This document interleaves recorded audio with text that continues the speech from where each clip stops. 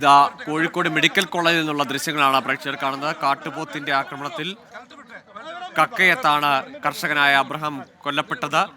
തുടർന്ന് ഇപ്പോൾ അവിടെ DCC പ്രസിഡന്റ് പ്രവീണിന്റെ നേതൃത്വത്തിലുള്ള പൊതുപ്രവർത്തകർ അവിടെ ഉണ്ട്.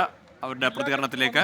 കാട്ടുപോത്തിനെ കൊല്ലാനുള്ള വെടിവെക്കാനുള്ള ഉത്തരവിടണം എന്നിട്ട് ഞാൻ ബോർഡുകളെ ശ്രമിക്കുന്നല്ലോ, അല്ലെ പിടിച്ചു മാറ്റട്ടെ. അപ്പൊ മാത്രമല്ല ഇതൊരു കർഷകനാണ്. കർഷക അവന്റെ ഭൂമിയിൽ വെച്ചാണ് പിടിക്കുന്നത്. അതുകൊണ്ട് തന്നെ ജീവിക്കാൻ വേണ്ടി ജോലി ചെയ്യുന്ന കർഷകന് സുരക്ഷ ഉറപ്പാക്കണം. ഈ മരണപ്പെട്ട കർഷകന്റെ കുടുംബത്തിന് 50 ലക്ഷം രൂപ നഷ്ടപരിഹാരം പ്രഖ്യാപിക്കണം. അതുപോലെ തന്നെ ആ കാട്ടുപോത്തിനെ വെടിവെക്കാനുള്ള ഉത്തരവ് കലക്ടർ തുടരണം, അല്ലെങ്കിൽ ഇവിടെ പ്രൊസീഡ് ചെയ്യുന്നത്. എന്നിട്ട് ബോർഡ് മാറ്റിയാൽ മതി. 2 ദിവസമായി കാട്ടുപോത്ത് ഇറങ്ങി ഇതുവരെ യാതൊരു നടപടി സ്വീകരിച്ചിട്ടില്ലെന്ന് ഇനി നാളെ ഇന്ന് വേറൊരാളെ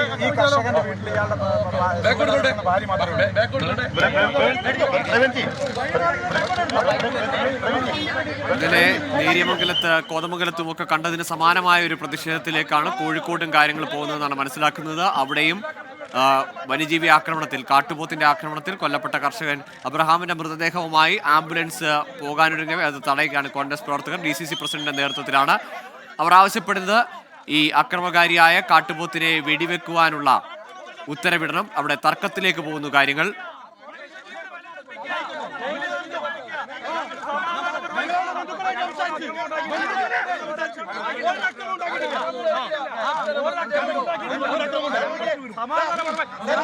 ആവശ്യങ്ങൾ 2 ദിവസമായിട്ട് ആ കാട്ടുപോത്ത് അതിനെ നടക്കാണ്. അതിനെ വെടിവെക്കാനുള്ള ഒരു തീരുമാനമില്ല, ഒരു മനുഷ്യന്റെ ജീവനില്ല.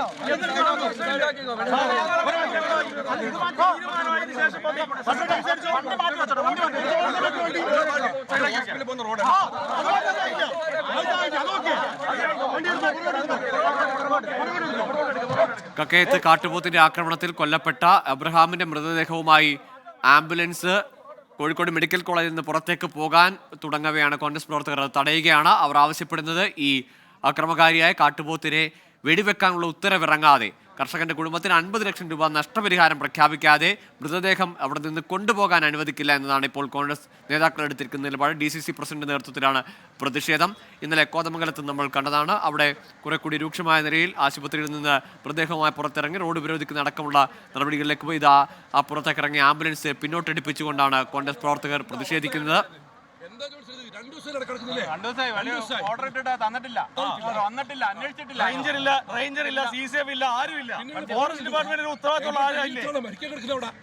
കഥ ഇത്? തമാശ മനുഷ്യൻ ഈ പരിക്ക് ബോഡി വീണ്ട് ഒരു സ്റ്റെപ്പ് പോലും ഇല്ല. 1.5 കിലോമീറ്റർ ഞാനാ ബോഡി വന്നത് കാട്ടിക്കൂടെ 1.5 കിലോമീറ്റർ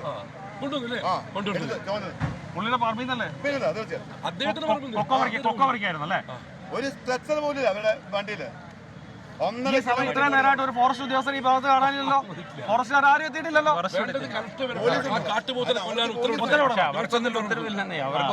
കളക്ടർ വരട്ടെ, കളക്ടർ കോടതിയിടാൻ ഉത്തരവ്.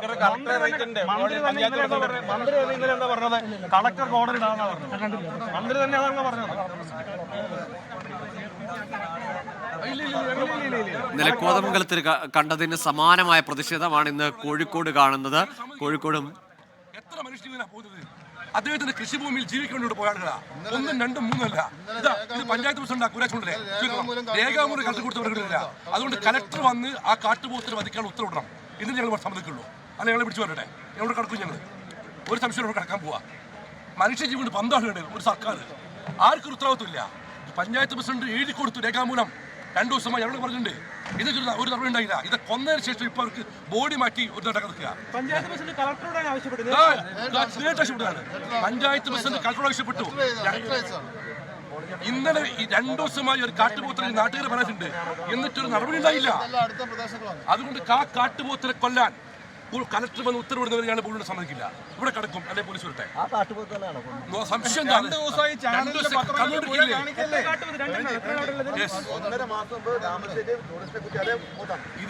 ഇത് കുറച്ച് ഞങ്ങൾ നിരന്തരമായി കോൺഗ്രസും കർഷക കോൺഗ്രസും വിഷയങ്ങളിലേക്കാണ്. മലയോര മേഖലയിൽ കർഷകർ ജീവിക്കാൻ പറ്റുന്നില്ല.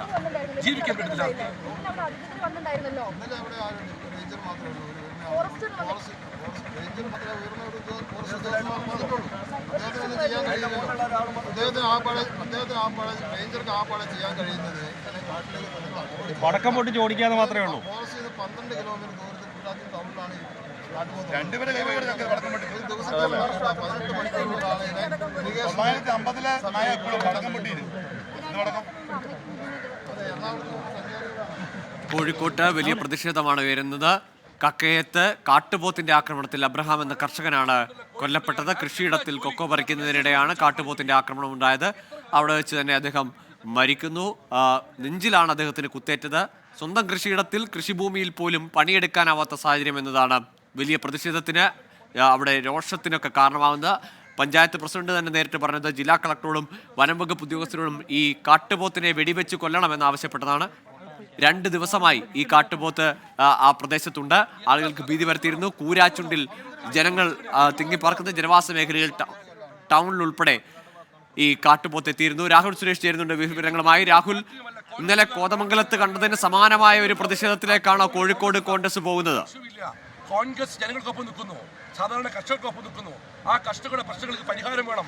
അതിൽ ഏറ്റവും ആദ്യം വരുന്ന ഒരു വിലപ്പെട്ട ജീവനാണ് തടഞ്ഞിരിക്കുന്നത്. നമ്മൾ ദൃശ്യങ്ങളിൽ കാണുന്ന പോലെ തന്നെ ഈ ആംബുലൻസ് കടത്തിവിടില്ല എന്നുള്ള കാര്യമാണ് DCC പ്രസിഡന്റ് പ്രവീൺ കുമാർ ഉൾപ്പെടെ വ്യക്തമാക്കുന്നത്. അവർ പറയുന്നത് ജില്ലാ കളക്ടർ ഈ പ്രദേശത്തേക്ക് ഈ ആശുപത്രിയിലേക്ക് എത്തണം. ഇത് സംബന്ധിച്ച് വ്യക്തമായ ഒരു മറുപടി ജില്ലാ അല്ലാത്ത സാഹചര്യത്തിൽ ഈ മൃതദേഹം വിട്ടു നൽകില്ല എന്ന കാര്യമാണ് പറയുന്നത്. നേരത്തെ എബ്രഹാമിന്റെ മൃതദേഹം കോഴിക്കോട് മെഡിക്കൽ കോളേജിലെ കാഷ്വാലിറ്റിയിലേക്കായിരുന്നു എത്തിച്ചിരുന്നത്. തുടർന്ന് മൃതദേഹം ഇൻക്വസ്റ്റ് നടപടികളും പോസ്റ്റ്മോർട്ടം നടപടികൾക്കുമായി മോർച്ചറിയിലേക്ക് മാറ്റാനായിരുന്നു നീക്കം. ആ നീക്കമാണ് ഇപ്പോൾ കോൺഗ്രസ് പ്രവർത്തകരുടെ നേതൃത്വത്തിൽ DCC പ്രസിഡന്റിന്റെ നേതൃത്വത്തിൽ തടഞ്ഞിരിക്കുന്നത്. ഇന്നലെ കൂരാച്ചുണ്ട് പഞ്ചായത്ത് പ്രസിഡന്റ് ഉൾപ്പെടെ ജില്ലാ കളക്ടറോട് വ്യക്തമാക്കിയതാണ് ഇതിനെ ഈ കാട്ടുപോത്തിനെ മയക്കുവെടി വെക്കണമെന്ന കാര്യം. അത് ജില്ലാ കളക്ടർ അംഗീകരിച്ചില്ല. അതിൽ വീഴ്ച വരുത്തി കളക്ടർക്ക് വീഴ്ചയുണ്ടായി. അതിലൊരു മറുപടി നൽകണമെന്ന ആവശ്യമാണ് ഇപ്പോൾ കോൺഗ്രസ് പ്രവർത്തകർ ഉന്നയിക്കുന്നത്. അതിന്റെ ഭാഗമായിട്ടാണ് ഇപ്പോൾ ആംബുലൻസ് കോഴിക്കോട് മെഡിക്കൽ കോളേജിന്റെ മുന്നിൽ തടഞ്ഞിട്ട് അവർ പ്രതിഷേധിക്കുന്നത്. ജില്ലാ കളക്ടർ സ്ഥലത്തെത്തി ഒരു വ്യക്തമായ മറുപടി നൽകാതെ അതിൽ നിന്നും പിന്നോട്ടില്ല എന്ന കാര്യമാണ് ഇപ്പോൾ DCC പ്രസിഡന്റ് പ്രവീൺ കുമാർ ഉൾപ്പെടെ വ്യക്തമാക്കുന്നത്. ഇന്നലെ നമ്മൾ കോതമംഗലത്തിൽ കണ്ടതിന് സമാനമായ ഒരു പ്രതിഷേധങ്ങളിലേക്ക് കാര്യങ്ങൾ നീങ്ങുന്നു എന്ന് വേണം കരുതാൻ. കൂടുതൽ പോലീസ് സേനയും പോലീസ് ഉദ്യോഗസ്ഥരും പ്രദേശത്തേക്ക് എത്തിക്കൊണ്ടിരിക്കുകയാണ്. എന്താണെങ്കിലും ജില്ലാ കളക്ടർ എത്താതെ ഇവിടെ നിന്നും പിന്മാറില്ല എന്ന കാര്യം അവർ വ്യക്തമാക്കുന്നു. നമ്മളോടൊപ്പം ഇപ്പോൾ പ്രവീൺ കുമാർ തന്നെ ചേരുന്നുണ്ട്. എന്താണ് പ്രവീണേട്ടാ നിങ്ങൾ നിലവിൽ മുന്നോട്ട് വയ്ക്കുന്നത്? അല്ല, ഒന്നുമല്ല. ഇനി ഇത്തരം ഒരു ഗതികേട് ഒരു കർഷകൻ ഉണ്ടാകാൻ പാടില്ല. 2 ദിവസമായി കാട്ടുപോത്ത് അലിഞ്ഞടക്കുകയാണ്. പഞ്ചായത്ത് പ്രസിഡന്റ് കലക്ടറെ അറിയിച്ചു, ഒരു നടപടിയുണ്ടായിട്ടില്ല. ഇപ്പോൾ അതാ ദാരുണമായി വധിക്കപ്പെട്ടിരിക്കുന്നു. അതുകൊണ്ട് ആ കാട്ടുപോത്തിനെ വെടിവെക്കാൻ കലക്ടർ വന്ന് ഉത്തരവിടുന്നവരെ ഈ പ്രശ്നം ഞങ്ങൾ അനുവദിക്കില്ല.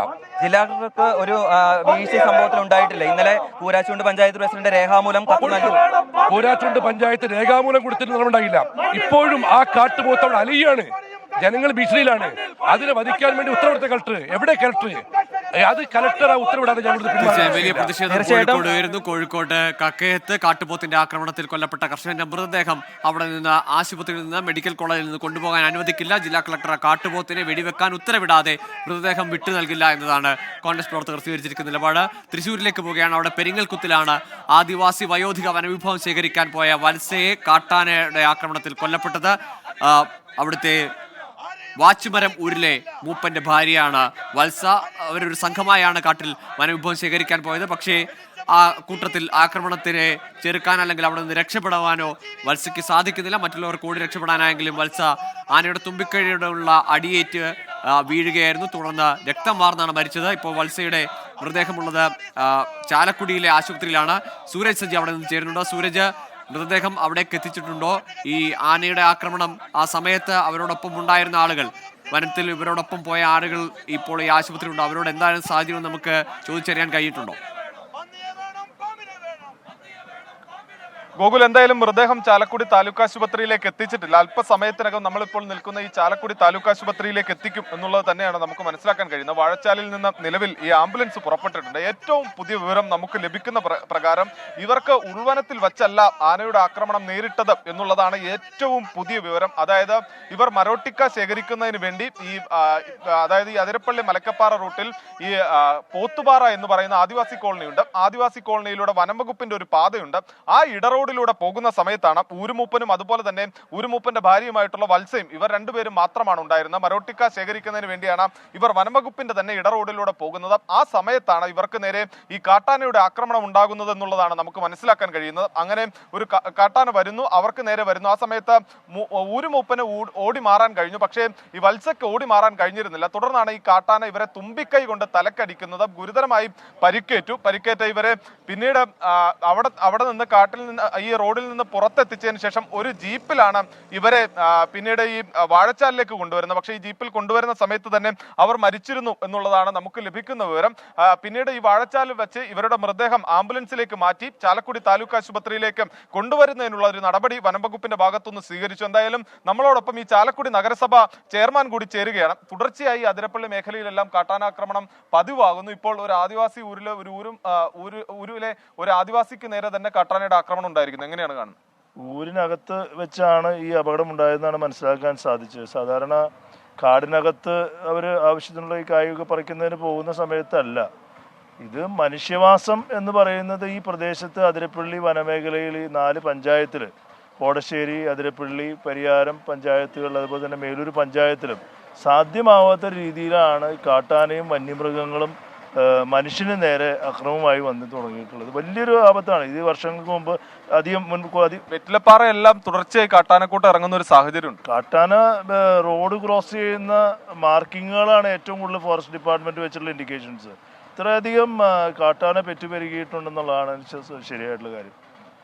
വലിയ പ്രതിഷേധമാണ് ജനങ്ങൾ മൊത്തത്തിൽ ഈ വിഷയത്തിലുള്ളത്. ഇത് സ്ഥിരമായി ഇത്തരത്തിൽ മനുഷ്യവാസം തീരെ സാധ്യമല്ലാത്ത രീതിയിലേക്ക് ഊരുകളും അതോടൊപ്പം തന്നെ ജനവാസ മേഖലയും ഭീഷണിയുടെ ഇതിലാണ് ഉള്ളത്. ഇവർക്ക് പലപ്പോഴും ആക്രമണം നേരിടുമ്പോൾ പോലും ഒരു ധനസഹായം പോലും ലഭിക്കാത്തൊരു സാഹചര്യമുണ്ട്.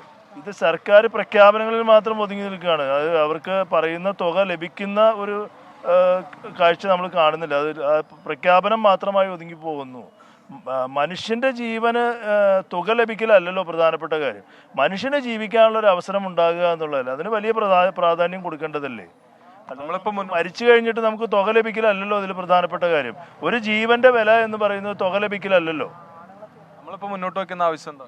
നമ്മൾ MLA ഇപ്പം അധികം വൈകാതെ ഇവിടെ എത്തിച്ചേരും. അതിനുശേഷം എല്ലാവരും കൂടി ആലോചിച്ച്, ഇതിൽ രാഷ്ട്രീയമൊന്നുമില്ല, എല്ലാവരും കൂടി മനുഷ്യജീവന്റെ കാര്യമാണ്, എല്ലാവരും കൂടെ ആലോചിച്ച് ഉചിതമായ തീരുമാനമെടുക്കും. ഇത്തരത്തിൽ തന്നെയാണ് പല ജനപ്രതിനിധികളുണ്ട്, BJP-യുടെ പ്രതിനിധിയുണ്ട്, അതോടൊപ്പം തന്നെ എല്ലാ പ്രതിനിധികളും ഇവിടെ എത്തുന്നുണ്ട്. എങ്ങനെയാണ് നമ്മൾ ഇതിനെ? ഭരണകൂട നിസ്സംഗത, അതിനങ്ങനെ കാണാൻ കഴിയുള്ളൂ. കാരണം ഇതിനു മുമ്പ് അതിരപ്പള്ളിയിൽ വെച്ചിട്ട് ഒരു കുഞ്ഞിനെ ആന ചവിട്ടിക്കൊല്ലുന്ന സാഹചര്യം ഉണ്ടായി.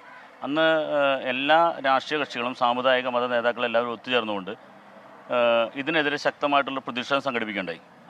എനിക്ക് തോന്നുന്നു അന്ന് അതിരപ്പള്ളിയിലെ ദേശീയപാത ഉപരോധിച്ചുകൊണ്ടാണ് സമരം ചെയ്തത്.